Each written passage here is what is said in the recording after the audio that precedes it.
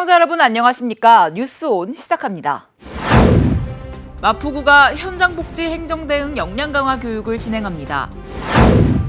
대구시가 푸른 신천숲 조성 사업을 공동 추진합니다. 평창군이 2023년 농기계 순회수리 기술교육 및 안전교육을 실시합니다. 충북도가 에너지 취약계층에게 난방비를 확대 지원합니다. 제주도가 제78회 식목일 및 세계 살림의 날 기념 나무 심기 행사를 개최했습니다.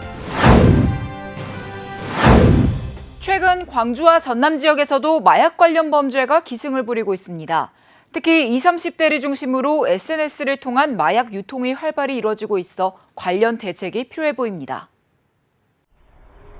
새벽 시간 광주의 한 호텔 입구. 의자에 앉은 한 남성 앞으로 경찰이 분주하게 움직입니다. 112 신고를 직접 요청한 이 남성은 출동한 경찰관까지 폭행했는데 마약 검사에서 필로폰 양성 반응을 보였습니다. 환청환시, 즉 환각 상태에서 자기도 모르게 그런 행동을 보게 되는 거죠. 내가 왜 이거 하는지를 본인 스스로 모르고 있다는 거. 그게 무서운 것들이죠. 이처럼 최근 광주와 전남 지역에서 마약 관련 범죄가 잇따르고 있습니다. 지난해 붙잡힌 마약 사범 수만 580명이 넘었고 올해에도 벌써 49명이 검거됐습니다. 소수가 함께 모여 투약했던 과거와 달리 요즘은 대부분의 마약이 SNS를 통해 불특정 다수에게 판매됩니다. 실제 트위터에서 마약을 뜻하는 은어를 검색해봤습니다. 마약 판매상과 접촉 가능한 텔레그램 계정이 끝없이 안내되고 각 계정에는 마약 종류부터 가격까지 상세하게 기재됐습니다. 전국 배달 가능이라는 문구도 눈에 띄는데 계정 곳곳에서는 실제 마약을 건네받은 이들의 후기를 확인할 수 있습니다. 문제는 이렇게 마약 거래의 장이 되는 SNS가 주로 해외에 서버를 두고 있어 판매 유통책 추적이 쉽지 않다는 겁니다. SNS로 판매 광고를 하고 구매자를 접촉을 하고 코인으로 간다거나 계좌로 간다거나 완전히 이제 비대면성으로 하는데 진짜 판매책을 찾기가 쉽진 않죠. 젊은 층을 중심으로 우후죽순 늘어나는 마약 범죄에 경찰은 오는 7월까지 집중 단속을 벌일 예정입니다. 검찰 역시 인천과 광주 등 각 지역에 마약 범죄 특별 수사팀을 설치하며 국내 마약 유통을 적극 막겠다는 방침입니다. 전력 발전량이 수도권보다 월등히 많은 비수도권의 전기요금이 수도권과 같은 것은 문제라는 지적이 많았는데요. 이를 해결하기 위해 지역 차등요금제 법안이 국회 상임위 법안 소위 문턱을 넘었습니다. 최종 국회 본회의를 통과한다면 전남의 전기요금 인하는 물론 기업 유치 효과도 기대됩니다. 1월 한전의 전력 통계월보 기준 서울의 전력 발전량은 554기가와트시, 소비량은 4,654기가와트시로 자급률은 11.9%에 불과합니다. 반면 전남의 전력 발전량과 소비량은 각각 6,065기가와트시와 3,164기가와트시로 자급률은 192%, 전남에서 생산한 전력의 절반을 다른 지역으로 보내고 있다는 겁니다. 다른 지역으로 전력을 보내기 위해서는 송배전 설비가 필요하고 이로 인한 전력 손실 비용도 2021년 기준 2조 7천억 원에 달했습니다. 하지만 전기요금은 수요와 공급을 고려하지 않고 전국적으로 똑같다는 게 문제로 지적돼 왔습니다. 이미 지역별 차등 요금제가 적용되고 있는 상수도 요금과의 형평성도 맞지 않습니다. 이 문제를 해결하기 위해 지역별 차등 전기요금제를 규정한 분산에너지 활성화 특별법이 국회 상임위 법안 소위를 통과했습니다. 지금 계획으로는 상반기 중에 상임위를 통과하고 하반기 중에는 본회의를 통과할 것으로 예상하고 있습니다. 이 법안이 시행될 경우 원자력이나 화력, 수력 등의 발전소가 밀집한 전남이나 충청, 부산 등의 전기 요금은 낮아지고 자립도가 낮은 서울 등은 요금이 높아지게 됩니다. 또 전기 요금이 낮은 비수도권의 기업들을 유입시켜 자연스럽게 지역 균형 발전을 유도하자는 취지도 있습니다. 전력 소비가 많은 기업들의 광주 전남 유치도 좀 더 활성화될 것으로 기대를 합니다. 국가 균형 발전 차원에서 굉장히 중요하다는 점을 강조하고 의원님들을 설득해서 이 법이 반드시 통과되도록 최선을 다하겠습니다. 다만 차등 지역을 광역자치단체 단위로 구분할지 거리별로 할지는 아직 정해지지 않았습니다. 이번 특별법이 목표대로 하반기 본회의를 통과하면 내년 하반기부터 시행될 수 있을 것으로 전망됩니다. 이어서 수도권 소식입니다. 마포구가 빈틈없는 사회 안전망 구축을 위해 현장 복지행정 대응 역량 강화 교육을 진행했습니다. 마포구가 현장 복지행정 대응 역량 강화 교육을 17일까지 실시합니다. 교육 대상은 동주민센터 주민복지팀장 및 복지 업무 담당 전체, 구청 사회복지 업무 담당자 등으로 빈틈없는 사회 안전망 구축을 위해 진행했습니다. 구체적으로는 중간관리자의 역할에 대한 이해, 복지사업의 질적 수준 향상, 전문성 강화 등의 내용을 다룹니다. 한편 지난 16일 마포중앙도서관에서 열린 교육에는 박강수 마포구청장도 함께 현장 복지행정에 대한 중요성을 강조했습니다. 우리 구청의 주도적인 복지 정책은 우리 국민들이 불편해하는 거, 힘들어하는 거, 이런 부분에 우리 구가 앞장서서 그들에게 도움을 주는 거, 그래서 그들이 행복하게 생각하는 거, 이런 것이 복지가 아닌가. 사실 행정은 대부분 컴퓨터나 일반적인 반복된 그런 업무가 굉장히 많습니다. 그러나 복지는 어떤 상황이 전개될지, 어떻게 대응해야 될지를 현장에서 찾아야 된다는 것입니다. 그래서 여러분들께서 일선에서 한 분 한 분의 판단과 능력과 지혜가 마포의 복지를 이끌어 나가는 그런 기회가 될 것이다, 이렇게 말씀드립니다. 이번 교육과 함께 사회적 약자와 동행하는 마포구에 큰 힘이 될 수 있길 기대합니다. 계속해서 광역시 소식입니다. 대구시가 한국가스공사, 한국산업단지공단, 한국도로공사 등과 푸른 신천숲 조성 사업을 공동 추진합니다.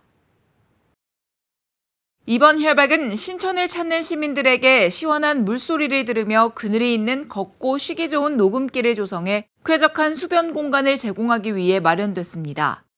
7개 공공기관은 앞으로 주요 개발 사업지 내 수형이 뛰어나고 조경 가치가 있는 지장 수목을 신천에 옮겨 심는 사업에 적극 동참하고 협력키로 했습니다. 이를 위해 공공기관은 개발 사업에 따른 지장 수목 정보를 대구시에 우선 공유하고 향후 수목 공유 플랫폼이 구축되면 지장 수목 재활용 활성화와 플랫폼 활용에 적극 동참키로 협약했습니다. 대구시가 국민통합위원회, 대구시의회와 국민통합 증진을 위한 업무 협약을 체결하고 국민통합위원회 대구지역협의회 출범식도 열었습니다.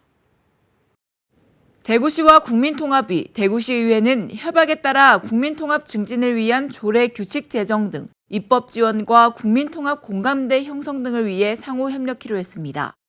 이어 대구지역협의회 위원 위촉식에서는 지역 전문가 24명을 위촉하고 첫 회의에서는 대구 경북 신공항 건설의 필요성 등을 설명하며 국민통합위원회의 관심과 지지를 요청했습니다. 앞으로 국민통합위원회 대구지역협의회 위원들은 대구 지역의 주요 갈등의 예방과 해결, 국민통합위와 지역 간 소통 및 국민통합 실현을 위해 활동하게 됩니다. 이어서 강원도 소식입니다. 강원도 5개 광고협회 평창군 지부가 평창장학회에 장학금 100만 원을 기탁했습니다. 강원도 5개 광고협회 평창군지부는 2015년부터 올해로 9년째 꾸준히 평창장학회에 장학금을 기탁하는 것을 비롯해 불법 현수막, 벽보 등을 정비해 쾌적한 평창의 경관 조성을 위해 노력하고 있습니다. 남영기 평창군 지부장은 경제적인 사정으로 꿈을 포기하는 학생이 없길 바라며 평창의 미래 인재 양성을 위해 조금이나마 도움이 되길 바란다고 기탁의 뜻을 전했습니다. 평창장학회는 코로나19로 힘든 상황에서도 매년 지역의 인재 양성에 관심을 갖고 장학금을 기탁해 주심에 감사드린다며 건실한 장학회 운영을 위해 최선을 다하겠다고 밝혔습니다. 평창군은 농기계 수리센터 방문이 어려운 군민을 대상으로 찾아가는 서비스인 2023년 농기계 순회수리 기술교육 및 안전교육을 실시합니다. 올해 찾아가는 순회수리 서비스는 3월 14일 박림삼리를 시작으로 5월 25일까지 24개 마을을 대상으로 진행하며 수리기종은 경운기, 예초기, 방제기 등 농업인들이 많이 사용하는 소형 농기계입니다. 이번 서비스는 농기계 사용 전 기름칠과 누유 여부, 냉각장치의 냉각수 보충 등 기본 정비와 자체 수리가 곤란한 경우 농기계 수리원이 무상수리와 함께 안전사고 예방도 병행해 나갈 계획입니다. 정비에 드는 부품 대금은 무상이며 기종당 10만 원이 초과하는 금액에 대해서만 유상 처리해 농업인들의 시간과 비용 부담을 덜어줄 방침입니다. 횡성군이 도내 최초로 관내 전 지역의 지적공부상 지적경계 위치 기준을 국제표준으로 바꾸는 세계 측지계 사업을 완료했습니다. 군은 지난 2020년부터 한국국토정보공사와 함께 세계 측지계 좌표 변환에 돌입해 3년 만에 변환을 모두 완료했습니다. 그동안 우리나라의 지적공부는 1910년 토지조사 당시부터 일본의 지역 측지계인 동경원점을 사용해왔으나 원점에서 멀어질수록 측량 오차가 커졌습니다. 이는 우리나라의 경우 국제표준 대비 약 365m의 차이가 발생해 항공사진, 전자지도, 내비게이션 등 다방면으로 활용 제약이 뒤따랐습니다. 세계 측지계는 기존 지역 측지계에 비해 월등히 정밀하며 인공위성을 이용한 지상물의 위치 정보를 지적 측량에 실시간 활용할 수 있어 저비용 고효율의 측량제도 정착에 기여할 전망입니다. 이어서 충청도 소식입니다. 김영환 충북도지사가 전국 각지의 출향인을 대상으로 특강을 실시했습니다. 이번 행사는 김 지사가 갖고 있는 도정 철학을 출향인에게 전하기 위해 마련됐습니다. 행사는 중부내륙 발전법 재정 촉구 퍼포먼스와 고향사랑 기부금 기탁식, 도지사 초청 특별 강연 순으로 진행됐습니다. 김 지사는 이 자리에서 레이크파크 르네상스의 개념과 추진 방향을 설명하고 어쩌다 못난이 김치와 의료비 후불제 등 현재 도에서 추진하고 있는 역점 사업을 홍보했습니다. 특히 김 지사는 중부내륙 지원 특별 법안이 조속히 통과돼야 한다고 강조하면서 충북에서 추진되고 있는 사업들이 연착륙하기 위해서는 전국 곳곳의 출향인 모두가 사명감을 갖고 충북을 알리는 홍보맨 역할을 해야 한다고 말했습니다. 개학과 봄나들이철을 맞아 충북도가 이달 30일까지 식품 취급업소 집중 점검을 실시한다고 밝혔습니다. 이번 집중 점검에서는 급식 점검과 학교 주변 판매업소 점검, 다중이용시설 위생 점검 등이 실시됩니다. 합동 점검반은 소비기한 경과 제품 보관과 비위생적 식품 취급 등을 집중적으로 점검합니다. 또한 봄나들이철 도민들이 많이 소비하는 김밥과 떡볶이 등 10건을 수거해 식중독균 오염 여부를 검사할 예정입니다. 이번 점검 결과 경미한 사항은 현장에서 즉시 시정하도록 조치하고 관련 규정을 위반한 주요 적발 사항에 대해서는 조치 후 6개월 이내에 재점검해 이행 여부를 확인할 계획입니다. 충북도가 에너지 취약계층에게 난방비를 확대 지원합니다. 이번 지원 대상은 등유 및 LPG 보일러를 주 난방수단으로 사용하는 기초생활수급자 및 차상위 계층이며 신청 기간은 4월 7일까지입니다. 현재 시군 행정복지센터에서 신청 접수를 받고 있으며 기초생활수급자는 카드 형태로, 차상위 계층은 종이 쿠폰 형태로 지원합니다. 한편 도는 신규 신청 접수 기간 동안 언론 보도와 SNS 등으로 안내해 누락되는 도민이 없도록 홍보하고 있습니다. 도 관계자는 에너지 취약계층을 적극적으로 발굴해 소외되는 도민이 없도록 최선을 다하겠다고 말했습니다. 이어서 경상도 소식입니다. 경상북도와 한국해비타트는 지속가능한 민관협력형 문화활동 기반 조성에 대한 업무 협약을 체결했습니다. 이번 업무 협약은 도내 인구 유입과 도민의 문화 접근성 향상을 위해 민간 협업을 바탕으로 시군 유휴 공간을 문화 복합 공간으로 만들기 위해 진행됐습니다. 문화예술인 유입 및 정착 지원 사업, 문화 소외 취약계층의 문화 향유권 신장 사업 등을 추진하며 기존 문화도시 조성 사업 등과 연계해 시너지 효과를 높일 계획입니다. 경상북도는 사업 총괄 기획 및 행정 운영 지원을 담당하며 한국헤비타트는 모금 활동 등을 통한 사업비 마련과 공간 조성 등 사업을 지원할 예정입니다. 경상북도는 AI 서비스 로봇 제조 글로벌 생태계 조성을 위해 구미시, 베어로보틱스 등과 업무 협약을 체결했습니다. 이번 협약은 경북도와 구미시, 기업, 연구기관 등이 로봇 산업 선순환 생태계를 구축하기 위해 진행됐습니다. 협약의 주요 내용은 AI 서비스 로봇 산업 육성을 통한 스마트 민생경제 대전환 공동 대응, AI 서비스 로봇 부품 국산화 및 기술 개발 생태계 조성 협력 등입니다. 한편 경상북도에서는 AI 서비스 로봇 클러스터를 조성해 지역 상권을 활성화하고 실무형 전문 인력을 양성해 양질의 서비스를 제공할 방침입니다. 아울러 지역 제조기업 간 시너지 창출을 위해 기업 간 협업을 강화하고 전문 인력 등을 양성해 AI 서비스 로봇 글로벌 제조 1등 생산기지를 구축해 나갈 계획입니다. 계속해서 광주 전남 소식 전해드립니다. 광주과학기술연구원이 삼성전자와 함께 반도체 계약학과 신설을 추진합니다. 해당 학과를 졸업한 일부 학생들은 삼성전자 취업으로 연결이 될 것으로 보여 일찌감치 높은 관심이 쏠리고 있습니다. 광주과학기술원이 오는 27일 삼성전자와 반도체 계약학과 신설을 위한 MOU를 체결합니다. 강기정 광주시장은 삼성전자 C랩 아웃사이드 광주 캠퍼스 개소식에서 다음 주 지스트 반도체학과 신설 협약식이 열릴 예정이라고 언급했습니다.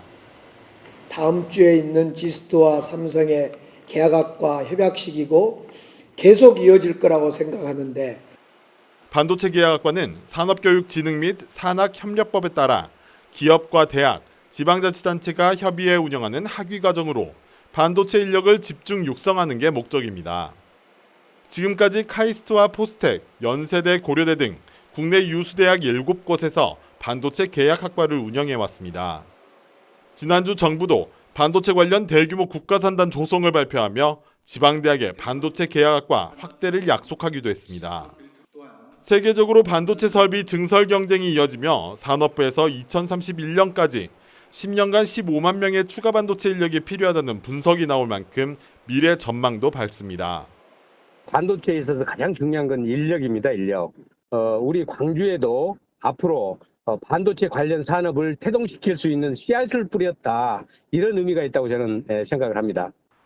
지스트의 경우 현재 학사와 석사 통합과정으로 운영하는 방안을 검토 중이며 이 경우 교육기간은 5년이 될 것으로 예상됩니다. 삼성전자는 계약학과 학생들에게 현장에서 인턴 실습을 할 수 있는 기회를 제공하고 임직원도 멘토로 참여해 학생들의 성장을 지원하기로 했습니다. 또 등록금도 전액 부담하고 일부 학생의 삼성전자 반도체 부문 취업을 보장할 것으로 알려졌습니다. 다만 이번 계약학과 신설이 지역 발전과 연계되기 위해 졸업한 인재들이 지역에 남아 일할 수 있도록 기업을 유치해야 하는 점은 풀어야 할 숙제입니다. 이 인력들이 지역 그 특화 산업으로서 반도체를 육성할 수 있는 기업과 어떻게 연계를 맺느냐, 소위 선순환 구조를 만드냐, 이것들은 이제 남아있는 숙제라고 보고, 지스트는 삼성전자와 협약을 마친 뒤 이르면 올해 하반기부터 신입생 20여 명을 선발해 내년 3월부터 반도체 계약학과를 운영할 계획입니다. 영암군이 도농 교류 활성화를 위해 서울시와 함께 조성한 체험농장의 위탁자 선정을 두고 잡음이 일고 있는데요. 공급 유용 의혹까지 제기됐습니다. 지난 2020년 문을 연 영암군의 서울농장입니다. 서울시와 협약을 맺은 서울농장은 도농교류 활성화를 위해 34억 원의 예산을 투입해 농촌체험과 귀농귀촌 희망자 교육, 그리고 정착 지원을 위한 시설로 운영되고 있습니다. 지난 1월 영암군은 2년 6개월 동안 위탁을 맡아온 A단체가 부적격하다며 위탁갱신 부적격 판정을 내리고 공모에 들어갔습니다. 그런데 한 달 만에 이상한 일이 벌어졌습니다. 재선정을 위한 공모에서 위탁 부적격 판정을 받은 A단체가 다시 선정된 겁니다. 심사위원 기존 팀들이 보는 관점이 다 틀리고 해서 그래서 이 앞선 PT하고 자료도 더 충실하게 할 수도 있고 그런 것이 조항이죠. 당연히 공모에서 탈락한 다른 단체가 즉각 이의 제기를 하고 나섰습니다. 부적격 판정을 받은 단체를 공모에 참여시킨 것도 모자라 다시 선정한 것은 부당한 결정이라고 반발하고 있습니다. 거기가 또 부적격 판정을 받았기 때문에 저희가 수탁 공모에 임한 건데 행정청이 그 이전에 한 선행 조치에 반하는 행위를 자기 멋대로 하면 안 된다는 그런 원칙인 거거든요. 자기들 편의에 따라서 손바닥 뒤집듯이 이렇게 했다가 저렇게 했다가. 심지어 재선정된 A 위탁단체에서는 직원의 1,800만 원 공금 유용 의혹도 제기됐습니다. 하지만 영암군은 돈을 채워놓으면 문제 삼지 않겠다며 감추기에 급급하고 감사도 이루어지지 않고 있습니다. 회장하고 사무장이 별도로 있으시잖아요. 거기에서 전부 다 갚으셨잖아요. 저희 민간 위탁금에는 문제가 없는 거죠. 개인의 민사로 넘어가셨잖아요. 영암군의 오락가락 행정과 공금 유용 의혹도 감추기에 급급한 황당한 행정에 대한 의혹과 불신이 커지고 있습니다. 이어서 특별자치도 소식입니다. 제주도가 제78회 식목일 및 세계 살림의 날 기념 나무 심기 행사를 개최했습니다. 제주도가 세계 살림의 날을 기념하기 위해 도하인 참꽃나무 400본을 한라 생태숲에 식재했습니다. 이날 행사에는 오영훈 지사, 김광수 교육감 등을 비롯한 산림 관계자 200여 명이 참석했습니다. 특히 왕루신 중국 총영사 등 제주 주재영사관과 제주 유학생 등이 동참했으며 탄소 중립과 산림 가치의 중요성을 공유했습니다. 오영훈 지사는 제주의 생태적 가치를 지속하기 위해 나무 심기 사업과 도시숲 조성 사업은 반드시 해야 할 일이라고 강조했습니다. 제주도가 제주관광 대도약을 위한 전략회의 및 실천 결의 대회를 개최했습니다. 이날 회의는 오영훈 지사, 김희현 정무부지사를 비롯한 제주도청 관광 관련 단체장들이 참여한 가운데 진행됐습니다. 이날 전략회의에서는 외국인 개별 관광객 증가 등 관광 수용 태세, 관광객 환대 문화 서비스 및 인식 개선, 문화관광 콘텐츠 발굴 등을 점검했습니다. 오영훈 지사는 제주관광 활성화를 위해 현 상황의 정확한 진단과 함께 제주 신성장 산업과 연계한 고부가 가치 관광상품 개발 등에 힘쓸 것을 강조했습니다. 특히 해외 관광객뿐만 아니라 국내 관광객 유치도 중요하다며 관광업계는 타 지자체와 교류 협력 강화 방안을 고민하면서 국내 관광객 유치 활동을 본격적으로 추진할 것을 당부했습니다. 한편 제주도는 민선 8기 핵심 공약과 연계한 제4차 관광진흥계획을 수립하고 지속가능한 제주관광 실현을 위한 정책 추진 등 세계적인 관광도시 도약을 위한 중장기 전략을 수립 추진하고 있습니다. 미국 중앙은행인 연방준비제도가 기준금리를 0.25%포인트 인상했습니다. 애초 금리를 0.5%포인트 올리는 빅스텝 전망도 있었지만 실리콘밸리 은행 등의 파산 사태로 금융 불안이 계속되자 베이비 스텝 인상을 택한 건데요. 연준의 기준금리는 2007년 이후 다시 최고 수준입니다. 또 지난달 기준금리를 동결한 한국은행도 금리 인상 압박이 커질 것으로 전망됩니다. 뉴스 마칩니다. 편안한 밤 보내십시오.